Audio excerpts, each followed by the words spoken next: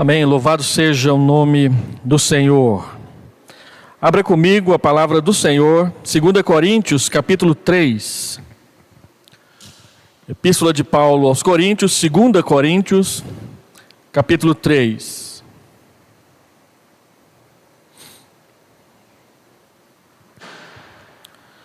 Eu vou ler o capítulo todo.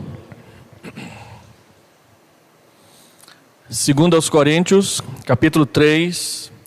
Começamos, porventura, outra vez a recomendar-nos a nós mesmos, ou temos necessidade, como alguns, de cartas de recomendação para vós outros ou de vós?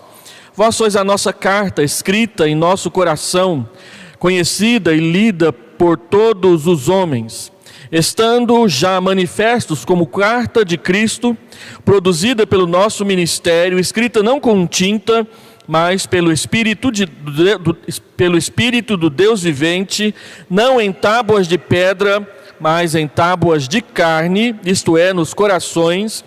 E é por intermédio de Cristo que temos tal confiança em Deus, não que por nós mesmos sejamos capazes de pensar alguma coisa, como se partisse de nós, pelo contrário, a nossa suficiência vem de Deus, o qual nos habilitou para sermos ministros de uma nova aliança, não da letra, mas do Espírito, porque a letra mata, mas o Espírito vivifica.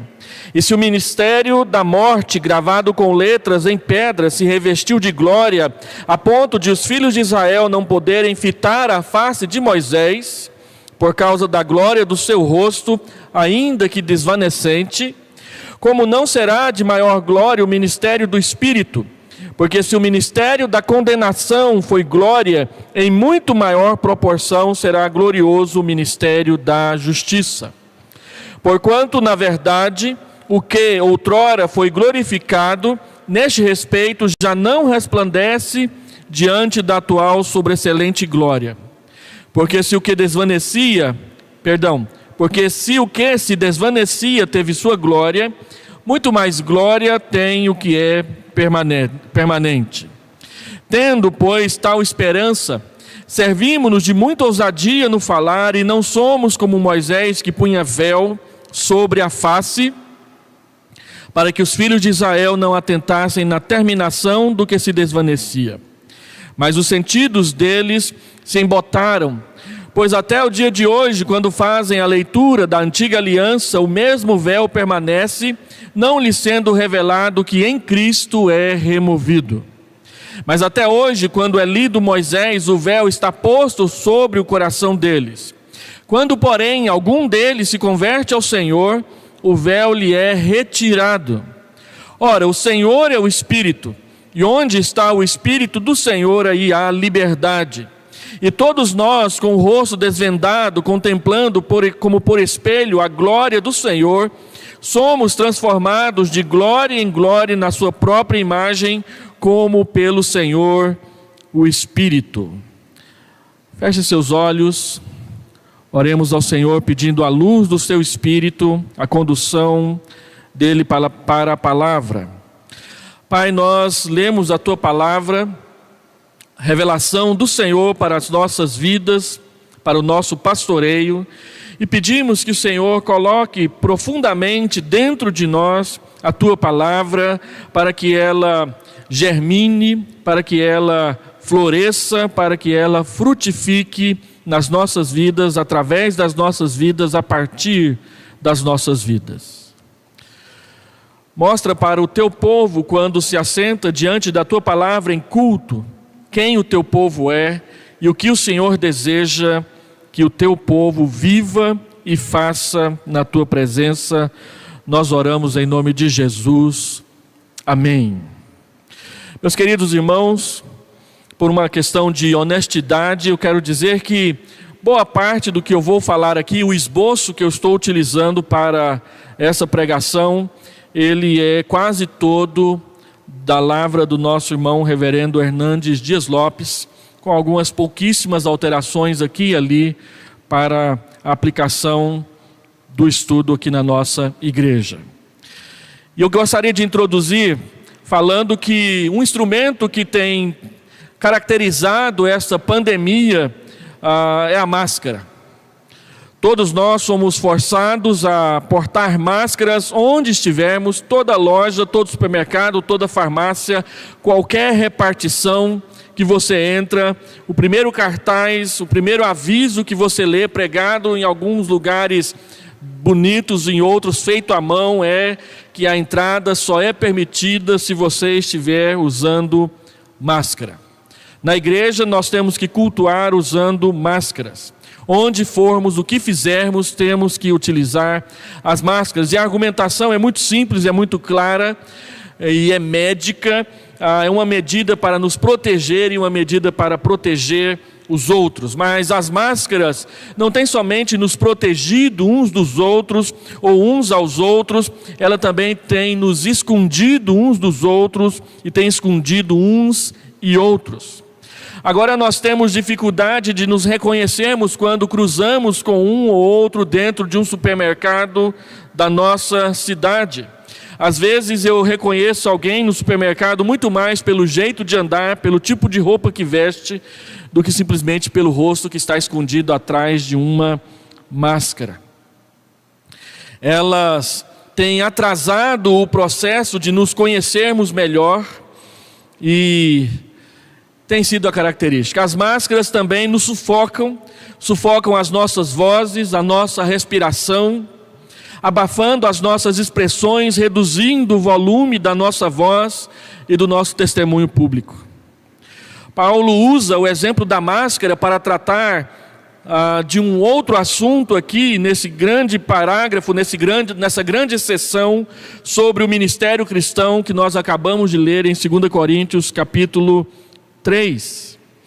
Ele mostra que existem máscaras, não somente máscaras palpáveis e físicas, ele vai fazer referência a uma delas aqui, mas existem também máscaras espirituais que escondem o nosso rosto e que nos escondem principalmente de Deus e que não permitem nós conhecermos a Deus como nós deveríamos conhecer. Nessa sessão, Paulo introduz a doutrina da nova aliança e a contrasta com a antiga aliança, caracterizada agora por liberdade, por glória, por esperança e por ousadia, conforme as palavras que nós acabamos de ler no texto. A nova aliança aqui, a palavra traduzida por nova é a palavra kainos, que mostra que essa nova aliança, ela é exatamente nova, principalmente quanto à qualidade, não somente quanto ao tempo. Ela renova as promessas e desvenda outras mais quanto ao perdão dos pecados, as garantias da santificação e as belezas do céu para nós. Esta nova aliança também guarda continuidade e descontinuidade com a antiga aliança. Cerimônias são cumpridas em Cristo e por isso caducadas e abolidas. E os princípios de santificação são mantidos, mas as cerimônias são simplificadas e plantadas dentro do coração e da alma daqueles que se aproximam de Deus. Na antiga aliança, o homem deveria obedecer conforme as suas forças à lei e por isso tentar fazer o melhor possível para agradar a Deus. Na nova aliança é diferente. Na nova aliança, Deus é quem faz tudo por nós através do Senhor Jesus Cristo, e nós vivemos para glorificar o seu nome, motivados por gratidão e pelo oferecimento das nossas vidas inteiras ao seu serviço, num culto vivo e não num sacrifício de uma oferta morta. Os versos 5 e o verso 6 desse capítulo 3 que nós acabamos de ler, eles nos chamam muito a atenção porque fala que Deus nos tornou suficientes e nos habilitou para sermos ministros de uma nova aliança. Paulo não está falando simplesmente dos pastores, dos missionários, mas está falando do povo de Deus, cada um de nós, porque cada um de nós somos missionários, cada um de nós somos sacerdotes e sacerdotisas que Deus chamou para servi-lo o tempo todo, a vida toda, em todos os nossos afazeres a qualquer momento. E observe que é Deus quem nos habilita, e é Deus quem é suficiente para nos levar a conseguir realizar a obra que Ele tem para nós. Você se lembra, domingo passado, expondo o parágrafo anterior, nós quase terminamos o texto com uma pergunta, quando Paulo fala do bom perfume de Cristo, que é vida para aqueles que se convertem a Cristo, mas que é morte, é cheiro de morte para aqueles que se perdem, para aqueles que não se arrependem no Evangelho. Ele diz no versículo 16, quem é suficiente para essas coisas? E agora no versículo de número 5 e 6 aqui do capítulo 3, ele diz que a nossa suficiência vem de Deus e Ele mesmo nos habilitou para sermos ministros de uma nova aliança, não de letra, mas do Espírito que vivifica. Paulo diz que foi o próprio Deus quem nos habilitou. A palavra habilitar, ela significa tornar suficiente. Respondendo à pergunta do capítulo 2, versículo 16, no parágrafo anterior, quem é suficiente? Ninguém é suficiente, é Deus quem nos torna, é quem nos equipa, é quem nos adequa, é quem nos torna aptos para fazer a tarefa que Ele tem para nós. E aí ele diz que Deus nos habilitou para sermos ministros de uma nova aliança, onde a palavra ministros aqui é tradução do termo muito conhecido nosso. Ele nos fez diáconos de uma nova aliança, servos, aqueles que cuidam, aqueles que servem, aqueles que trabalham para que essa nova aliança se torne conhecida, amada e praticada cada dia. Há 4 ensinamentos do texto a respeito da nova aliança e do nosso ministério dentro dessa nova aliança que você precisa conhecer, que você precisa guardar, que você precisa entender e praticar na sua vida. Primeiro, ele diz nos versículos 4 até o versículo 11, que a nova aliança ela faz um contraste claríssimo com a antiga aliança. Lembrando que nós reformados, nós calvinistas, nós presbiterianos, cremos que Deus fala de uma única aliança o tempo todo na Bíblia, mas que ela tem 2 dispensações, a antiga, do Antigo Testamento, e a nova aliança no sangue de Cristo, a nova aliança no Novo Testamento. E que essa nova aliança não é uma aliança completamente diferente da antiga, mas ela é o cumprimento e ela é o levar adiante dessa nova aliança naquilo que Deus trouxe como revelação quando Jesus Cristo veio até nós para cumprir as regras, as exigências dessa aliança e assim mostrar que nós estamos dentro da aliança não porque merecemos, não porque somos capazes, mas porque em Cristo Deus nos aceitou dentro dela. Mas há contrastes que precisam ser ressaltados quando nós estudamos a antiga e a nova aliança em comparação.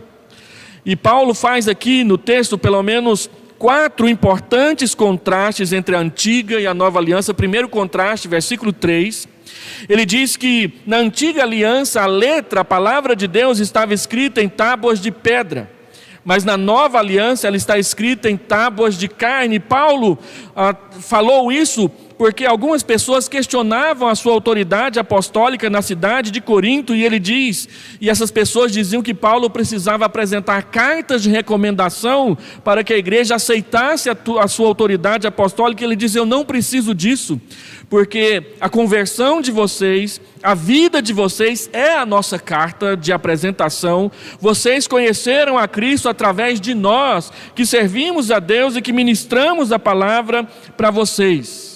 Na antiga aliança, a palavra de Deus, a letra estava gravada na pedra.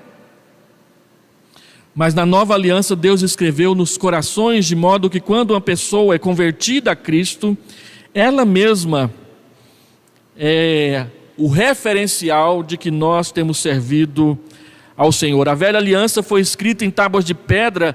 Essas tábuas de pedra estão fora de nós, estão do lado de fora, são externas. Mas a nova aliança, conforme Deus prometeu por intermédio de Jeremias, capítulo 31, Ele a tem escrito nos nossos corações quando Ele trouxe o seu Espírito para habitar dentro de nós. Nós servimos a Deus a fim de colher frutos espirituais de mudança, genuína na vida das pessoas, somos auxiliares do melhor médico que opera nas profundezas da alma, nos lugares mais obscuros do coração humano, a fim de salvá-lo para sempre. Segundo contraste, versículo 7, versículo 8, Paulo diz que o ministério da antiga aliança era um ministério da morte, enquanto que o ministério da nova aliança é o ministério do Espírito. E se o ministério da morte, gravado com letras em pedras, se revestiu de glória a ponto de os filhos de Israel não poderem fitar a face de Moisés, por causa da glória do seu rosto, ainda que desvanecente, como não será de maior glória o ministério do Espírito? A lei revela e condena o pecado na vida das pessoas, mas ela não o tira e nem o absolve. A lei não é o problema. A Bíblia diz, Romanos capítulo 7, versículo 12, versículo 14, que a lei é santa, ela é justa e ela é boa. Enquanto que o homem é rendido e escravizado pelo pecado, a lei jamais inocenta o pecado, pois exige obediência perfeita. A lei pronuncia a sentença de morte para os desobedientes, Romanos 7, versículo 10. A lei não é capaz de justificar o pecador, nem de conceder o Espírito Santo. Ela não pode nos dar herança, nem a vida e nem a liberdade. Paulo fala isso em Gálatas capítulo 2, verso 16, capítulo 3, e também no capítulo 5 de Gálatas. Por outro lado, o ministério do Espírito traz vida, porque na nova aliança o pecador ele é substituído por Cristo, e nele, em Cristo, recebe o perdão dos seus pecados. Nós vamos expor um pouco mais adiante nessa pequena série expositiva, 2 Coríntios capítulo 5, versículo 21, que está escrito: aquele que não conheceu o pecado, ele o fez pecado no nosso lugar, para que nós fôssemos feitos justiça de Deus. Cristo carregou sobre si os nossos pecados, de modo que nós estamos livres. Terceiro contraste: o ministério da condenação e o ministério da justiça. É o que Paulo fala logo em seguida, e no texto, verso 9: porque se o ministério da condenação foi glória, em muito maior proporção será glorioso o ministério da justiça. Não a justiça dos homens, mas a justiça de Cristo, que nos garante na presença do Pai. A letra da lei mata, Paulo diz, Gálatas capítulo 3, versículo 6, porque ela aponta a culpa e ela lavra a sentença. Tiago capítulo 2, versículo 10, ele diz o seguinte: pois qualquer que guarda toda a lei, mas tropeça em um só ponto, se torna culpado de todos. Porquanto aquele que disse não adulterarás, também ordenou não matarás. Ora, se você não adultera, mas mata, então você transgride a lei do mesmo jeito. Alguém disse certa vez que a lei é como uma corrente pregada no teto, e nós, como pecadores, estamos dependurados nela. Ela tem 10 gomos. Independente do gomo que você tiver dependurado, o que quebrar, você cai. Nós estamos pendurados na ponta. Então, se ele quebra lá em cima, você cai. Se ele quebra no meio, você cai. Se ele quebra no último, você cai, porque você está completamente dependurado na lei. Paulo diz em Gálatas 2 e 3 que a lei foi dada com 2 propósitos: impedir o pecado, como uma prisão no qual você é encarcerado para não fugir, para não pecar. Então ela restringe a prática do pecado. E ela foi dada como um aio, como alguém que nos educa até conhecermos a Jesus Cristo. Mas o seu propósito não é salvar, é apenas apontar o Salvador que vem depois, deixando evidente que os nossos pecados são incontroláveis por nós mesmos. Paulo chama isso de ministério da condenação. A lei apontou o dedo nos nossos pecados mais cruéis e disse: você não consegue sozinho se libertar deles. Então Deus envia Cristo. Ele é justo, e é na justiça dele que nós somos salvos. O Espírito aplica em nós os benefícios da redenção de Cristo, e da sua justiça. O sangue de Cristo justifica o pecador, porque ele nos purifica de todo pecado. E o último contraste, o desvanecente e o permanente. Quando Moisés subia no Monte Sinai e tinha encontros com Deus, a Bíblia fala em Êxodo 32, 33, 34, que Moisés falava face a face com Deus. Em alguns textos do Antigo Testamento diz que quando Moisés descia de lá, ele vinha com o rosto brilhando por causa da presença da glória de Deus nele. Mas com o passar dos dias, o brilho do seu rosto ia diminuindo. Ele era desvanecente e Moisés então cobria o rosto com um véu, para que as pessoas não percebessem que o brilho inicial estava diminuindo a cada dia.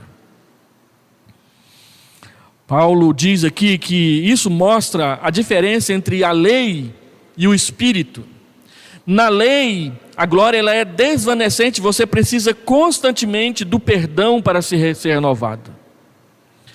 No entanto, em Cristo, é Ele quem brilha, e nós usufruímos do seu brilho que é permanente. O propósito de Deus com a nova aliança era que as exigências da lei fossem cumpridas naqueles que andam segundo o Espírito. Romanos capítulo 8, versículo 4. A lei nos serviu de pedagogo, de professor para nos conduzir a Cristo. Gálatas 3, 24. Ela é como uma lanterna que mostra o caminho, mas ela não tira os obstáculos da frente.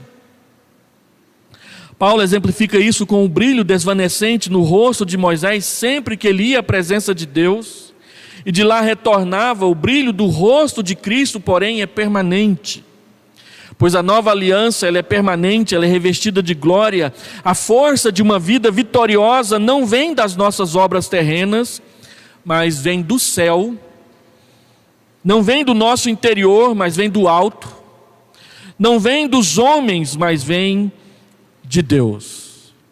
Então a nova aliança, ela é contrastada com a antiga aliança para mostrar que Deus deu um passo além e para cima na revelação da sua glória e de como Ele trará, como trouxe o homem de volta para casa por meio do sangue de Cristo derramado na cruz. Por isso, em segundo lugar, versículo 12, mostra para nós que viver na nova aliança é viver com ousadia e não com temor. Tendo, pois, tal esperança, servimos-nos de muita ousadia no falar. Você às vezes diz que tem medo de falar de Jesus, e isso é uma experiência comum entre todos nós. Todos nós temos alguns momentos em que falar de Jesus parece complicado, difícil, custoso. O ambiente não ajuda, a companhia não ajuda, o momento não ajuda, a nossa personalidade não ajuda, parece que nada ajuda. Mas Paulo diz que quando nós aprendemos que não depende de nós, que tudo depende de Cristo, então a nossa postura, a nossa forma de agir, a nossa forma de falar, ela começa a ser transformada, porque Cristo substitui em nós o medo pela ousadia.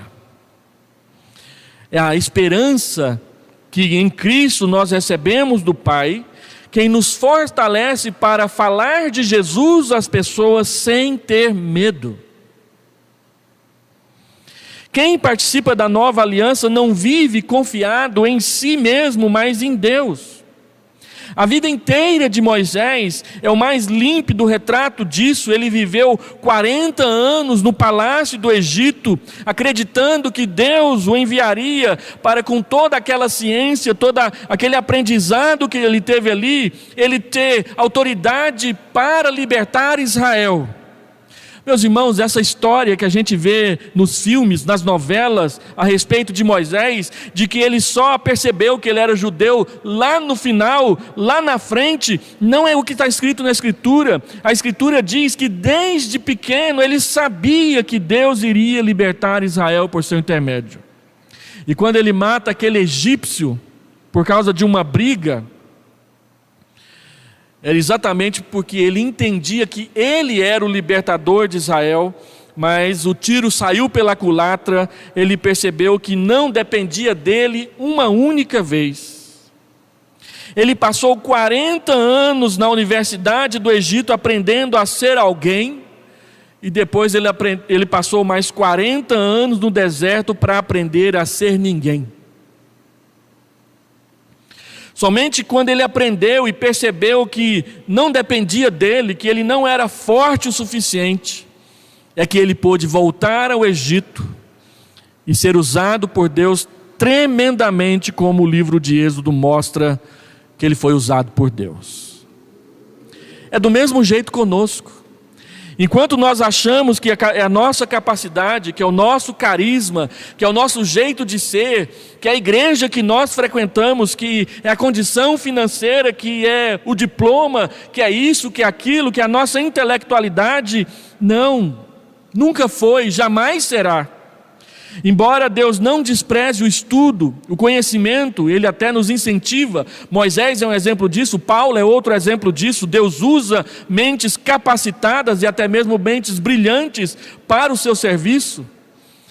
Mas até mesmo a mente mais capacitada e a mente mais brilhante precisa entender que não é por força, nem por violência, mas é pelo meu Espírito, diz o Senhor, que Ele tira as pessoas da condenação e as coloca no reino do Filho do seu amor. Viver na nova aliança não é viver com medo, mas é viver a ousadia daquele que percebeu quem é que se entregou por si naquela cruz, que foi Jesus Cristo. Embora Deus tenha ficado quieto nesses 80 anos da vida de Moisés, a Bíblia diz que ele não esteve inativo um dia sequer. E depois do episódio da sarça ardente, Moisés estava então preparado para ir ao Egito e ser quem Deus sempre quis que ele fosse. Agora, a ousadia de Moisés, assim como a nossa, ela vacilou e ele temeu ao perceber a glória desvanecente no seu rosto. Ele ficava na presença de Deus, a Bíblia diz que ninguém conversou com Deus como Moisés conversava.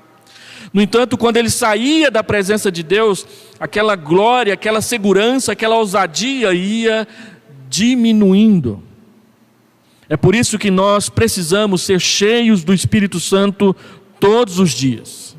É por isso que nós precisamos orar e pedir que o Espírito Santo nos encha todos os dias, porque quanto mais longe ou quanto mais tempo nós passamos separados do nosso Deus, menos segurança temos. A nossa única segurança de que vai dar certo é se nós estivermos perto do nosso pastor. Moisés vacilou, e quando ele viu que o brilho do seu rosto diminuía, as pessoas ficavam reparando nisso, ele tratou de cobrir o seu rosto com um véu, com uma máscara, para que as pessoas não percebessem que a glória que ele carregava era uma glória que caía em tonalidade, em fulgor, em brilho, em força, dia após dia, e que ele precisava sempre estar na presença de Deus para Deus enchê-la novamente. Ele colocou o véu para que o povo não percebesse isso e visse a glória transitória em sua face. O véu era um disfarce. Ele escondia a realidade e separava o povo de Moisés, que agora tinha que andar mascarado no meio do povo. Então, a máscara, diz o reverendo Hernandes Dias Lopes, no seu estudo desse capítulo de 2 Coríntios, ela disfarça, ela esconde e ela separa, não permitindo ver claramente o que está acontecendo por detrás dela. E a seguir, ele alista 5 máscaras que escondem e separam o povo de Deus de uma comunhão mais rica com Ele. A primeira máscara é a máscara do legalismo, que o Senhor Jesus tratou de lidar com ela com os fariseus. Eles condenavam os pecados dos outros sem jamais enfrentar os seus próprios. Quantas vezes nós condenamos o erro dos outros, escondendo os nossos? apontando para longe de nós o foco e a atenção, para que as pessoas não percebam que nós também cometemos erros. Jesus chamou os legalistas de hipócritas, porque colocam cargas pesadas nos ombros dos outros, enquanto eles mesmos não querem carregá-las de jeito nenhum. A outra máscara, diz o reverendo Hernandes Dias Lopes, é a máscara da autoconfiança, no seu sentido negativo, de ficar comparando-se com os outros, sempre dizendo que os outros são inferiores, como Pedro fez naquela noite em que ele traiu Jesus. Ele disse para o Senhor Jesus: eu irei contigo ainda que seja para a morte, eu te amo mais do que esses outros. E o Senhor Jesus perguntou: você vai dar a sua vida por mim, Pedro? Hoje mesmo você vai me trair 3 vezes. A autoconfiança, aquela confiança em si mesmo, por si mesmo, levou Pedro a negar Jesus e cair vergonhosamente derrapando na sua fé, e ele teve que experimentar o arrependimento. Às vezes nós nos encontramos comparando a nossa igreja com as outras, comparando a nós mesmos com os outros dentro da própria igreja, achando que nós somos melhores, que os outros são menores, e que por isso merecemos mais atenção, mais bajulação. E nós temos que tomar cuidado com isso, porque quem está em pé, a Bíblia diz, veja que não caia. Uma outra máscara que nós usamos muitas vezes é a máscara da hipocrisia, como aquele casal de Atos 5, Ananias e Safira. Eles viram Barnabé doando o valor completo de um terreno que ele vendeu para a igreja, para acudir os necessitados da igreja, e eles acharam bacana ver as pessoas elogiando e adulando Barnabé porque ele tinha feito essas coisas. Então eles fizeram um plano: nós vamos vender um terreno, vamos dar a metade para a igreja, mas nós vamos dizer que, como Barnabé, nós estamos dando tudo para Deus. E mentiram. Marido e mulher de comum acordo. Abrindo um parêntese, existem pecados que são cometidos na igreja, que são pecados combinados. E a gente acha que porque combinamos, está valendo. E o resultado de Ananias e Safira não foi agradável. Ele morreu. Depois Pedro perguntou para ela se a história era verdadeira. Ela confirmou, porque eles tinham combinado. E ela também morreu aos pés de Pedro. Pedro simplesmente disse: olha, se você tivesse dado a metade, e disse que tinha dado a metade, não tinha problema nenhum. Oferta é oferta, você dá quanto quiser, do jeito que você quiser. Agora, para que ficar mentindo ao Espírito Santo para ganhar aplauso, para ganhar status dentro da igreja? Não precisa disso, e Deus não permite, não aceita isso no meio do seu povo. O resultado da hipocrisia é a oposição de Deus às nossas obras dentro da igreja, o povo de Deus. Uma outra máscara que nós costumeiramente usamos, e alguns usam até instintivamente, é a máscara da mentira. Como os irmãos de José, que venderam José para aquela comitiva que ia para o Egito, que o vendeu lá como escravo, mas quando voltaram ao seu pai, mancharam de sangue de um animal a roupa do seu irmão, e disseram para o seu pai que uma fera havia comido José, e eles sustentaram essa mentira, todos os irmãos sustentaram essa mentira diante do seu pai por 22 anos. Mas a Bíblia diz que Deus os levou ao Egito e os levou aos pés do seu irmão José. Deus não deixou isso ficar assim e os levou aos pés de José. Quantas mentiras estão guardadas debaixo do tapete dos nossos corações? Mentiras a respeito do nosso casamento, mentiras a respeito da nossa relação familiar, mentiras a respeito do que nós gostamos e não gostamos, mentiras a respeito de como servimos a Deus. Isso é uma máscara. E essa máscara precisa cair. E a última máscara apontada pelo reverendo Hernandes é a duplicidade. Pessoas que querem ficar bem com todos e ao mesmo tempo condená-los. Pessoas que na sua frente falam bem de você, mas nas suas costas falam mal de você. Eu me lembro, quando eu era aluno no seminário, tinha um professor que ficava a aula inteira, que era pastor, falando mal dos outros. Inclusive do diretor do seminário. E um dia ele estava falando muito mal do diretor do seminário, quando de repente o diretor entrou na sala. E ele mudou o discurso. Ele simplesmente foi ao diretor, abraçou e disse: esse aqui é meu amigo. E nós que estávamos já embasbacados com ele estar falando tão mal do diretor, ficamos mais ainda, porque ele, em menos de 2 segundos, ele mudou completamente o discurso. De falar mal para falar bem. Fala bem na frente, mas fala mal pelas costas. A Bíblia diz que essa máscara da duplicidade, ela tem de cair do nosso rosto. Eu me lembro quando nós saímos da primeira igreja e fomos lá para o Jardim Goiás, nós decidimos que nós daríamos à nossa filha caçula permissão para permanecer na primeira igreja, porque era o desejo dela. E ela já estava se tornando, já era de maior, já podia ficar, nós não íamos mudar de cidade, então ela podia ficar. E então, uma pessoa veio conversar conosco e disse: olha, que grandeza de vocês fazerem isso. Mas depois ficamos sabendo que para uma outra pessoa da igreja, ela desaprovou veementemente a nossa atitude, dizendo que como mãe, a minha esposa não podia fazer aquilo de jeito nenhum. Diante de nós, elogios.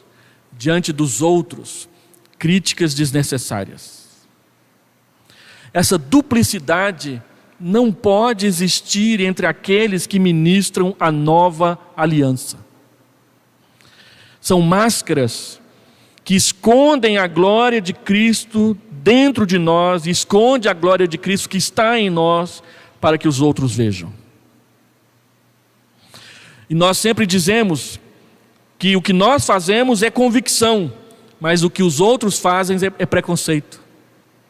O que nós fazemos é respeito próprio, mas os outros é presunção.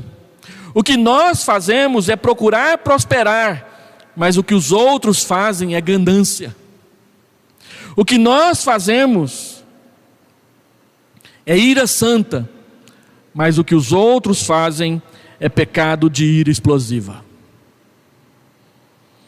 A palavra de Deus diz que essas máscaras têm de cair do nosso rosto.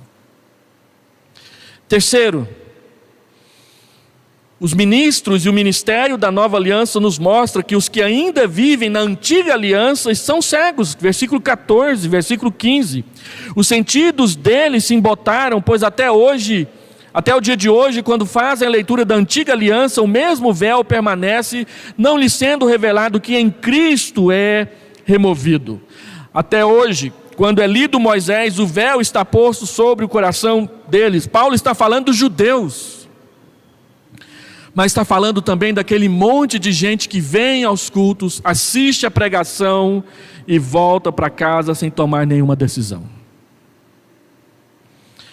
O véu continua colocado sobre os seus olhos, eles continuam cegos. Aprendem sempre, mas jamais chegam ao conhecimento da verdade. Paulo levanta aqui 2 questões: o embotamento dos sentidos, versículo 14, e o véu que permanece sobre o coração, versículo 15, representando essa recusa em aceitar, em receber o cumprimento da revelação de Deus em Cristo Jesus. Muitas pessoas rejeitam Jesus não é porque não o entendem, é porque não o querem. Tem muita gente aí fora, vivendo nas baladas, bêbados, usando drogas, que sabem que Jesus é a resposta, mas o prazer do mundo, os compromissos lá de fora, da secularidade, falam mais alto no seu coração, e por isso, o seu espírito, a sua alma, os seus olhos estão cegos, embotados, com a máscara colocada sobre a sua alma. Mas, em último lugar, verso 16 a 18, na nova aliança, o véu é removido, e Paulo mostra isso para nós aqui nos versos 16 a 18, em 3 afirmações muito claras. Ele diz no verso 16, mas quando, porém, algum deles se converte ao Senhor, o véu lhe é removido. A única maneira de viver uma nova vida cristã, ou uma vida cristã autêntica, e ser ministro da nova aliança, é através da remoção de todas as máscaras. E Paulo diz 3 verdades que fazem essas máscaras cair. Primeiro é conhecer Jesus. As máscaras caem quando nós conhecemos verdadeiramente o Salvador Jesus. Diante de Jesus, não há nada para esconder. Ele vê tudo, Ele sabe tudo, Ele conhece tudo. E Ele remove pela conversão o véu que nos atrapalha de enxergar a sua salvação. Segundo, Ele nos dá a liberdade por meio do Espírito Santo. Versículo 17, ora, o Senhor é o Espírito. E onde está o Espírito do Senhor, aí há liberdade.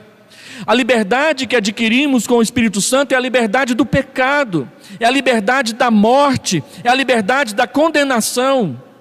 Paulo não está se referindo aqui a liberdades litúrgicas e nem licença para viver a vida de qualquer maneira. Este é um dos versículos mais mal interpretados do Novo Testamento. Muitas pessoas leem na igreja esse versículo achando que Paulo está falando aqui do culto, que não pode ter liturgia, que o culto tem que ser livre e que nós podemos fazer o que nós acharmos melhor para a glória de Deus. Paulo não está falando que o Espírito nos dá essa liberdade. Ele nos liberta da condenação, da morte, do pecado. É essa liberdade que Ele nos dá. Questões litúrgicas é outro departamento, para um outro sermão.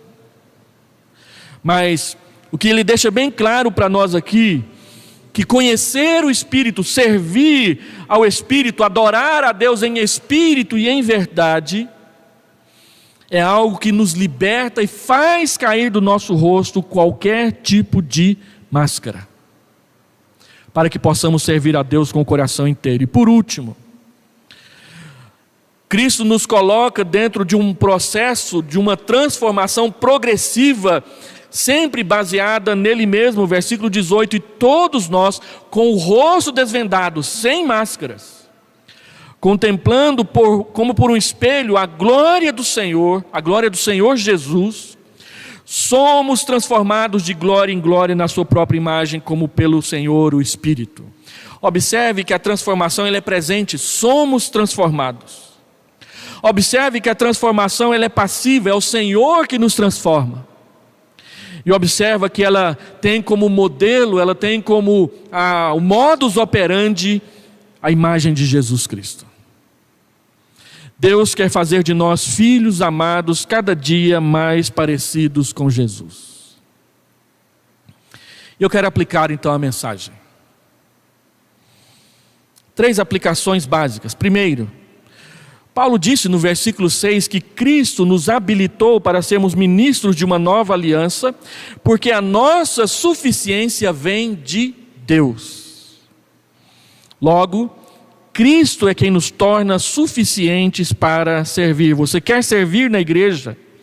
Aproxime-se de Jesus e Ele te ensinará como fazê-lo. Não é uma ação nossa, mas é uma ação de Deus em nós, dentro de nós, nos nossos corações. Paulo diz que foi alvo dessa ação de Deus em 1 Timóteo, capítulo 1, versículo 12, verso 17, ele diz: antigamente eu era insolente, eu era blasfemo, eu perseguia a igreja, mas Cristo me transformou, Ele me fortaleceu.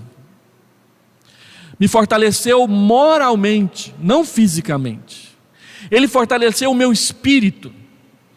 E então, o que Ele fez? Ele me fortaleceu moralmente, Ele me considerou fiel e Ele me designou para o ministério. Paulo está dizendo que não foi Ele quem escolheu, mas Ele foi escolhido por Cristo para ser servo.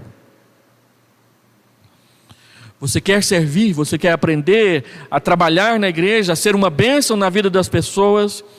Então, submeta-se ao Salvador, porque Ele te transformará de acordo com a sua imagem.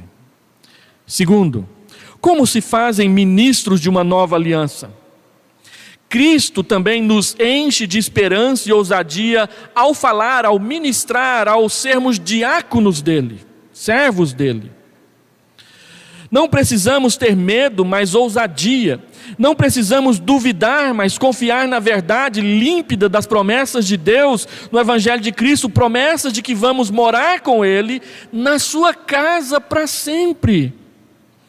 Não se turbe o vosso coração, não entristeça o vosso coração, creiam em Deus, creiam também em mim, porque na casa do meu Pai existem muitos cômodos, existem muitas moradias, e eu estou preparando lugar para vocês lá. Eu irei para o meu Pai, depois voltarei e levarei vocês para estarem comigo para sempre. Cristo disse, João capítulo 16, verso 22, hoje vocês estão tristes, mas eu os verei outra vez, e o coração de vocês se alegrará, e a alegria de vocês ninguém poderá tirar outra vez. Aprenda a aguardar aquele dia que nós falamos hoje de manhã, Mateus 24, 29, quando o Filho do Homem aparecer no céu com poder e muita glória, e você estará olhando para cima, e Ele virá e você sorrirá outra vez, para nunca mais parar. John Newton, e eu já falei isso várias vezes aqui nessa igreja, ele disse que quando nós chegarmos no céu, a alegria vai ser tão grande, mas tão grande, que terá passado 10.000 anos, e vai ser como quando você acabou de chegar. E por último, nós não temos razão para viver debaixo de máscaras, porque nós servimos a uma glória crescente, e não a uma glória desvanecente. Olha aí o verso 17. O Senhor é o Espírito, e onde está o Espírito do Senhor, aí há liberdade. Todos nós, com o rosto desvendado, contemplamos como por espelho a glória do Senhor, somos transformados de glória em glória na sua própria imagem, como o Senhor, o Espírito. Então, se há máscaras que te atrapalham a servir na igreja com liberdade, faça essas máscaras caírem.